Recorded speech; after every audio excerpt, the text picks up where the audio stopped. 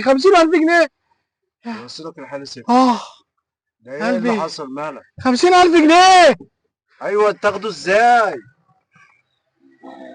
يا لهوي يا لهوي استهدى بالله يا عم، مالك يا يا عم؟ في ايه؟ ايه اللي حصل؟ لهوي استغفر الله العظيم يا رب. صاحبه ازاي؟ 50,000 جنيه.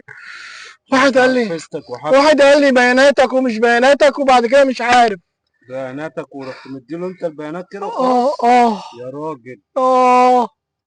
ما احنا 50,000 بنرجع جنيه الكلام ده شقى عمري محوشهم من زمان. الله يعوض استغفر عليك. الله اطلع العظيم بقى يا على رب. مباحث الالكترونيات وبلغ، وهم يعملوا اللازم معاك هرجعوا ان شاء الله بامر الله. الرقم معايا صح؟ لازم اعمل محضر. روح اعمل محضر. ماشي روح يا باشا. كام؟ ماشي 50,000 جنيه وفي حسابات تاني ليك ولا اديته رقم الحساب ده بس؟ كفايه يا عم 50,000 جنيه كفايه. شوف بقى حسابات لو اديته بيانات تاني. قلبي وقف يا عم، قلبي وقف.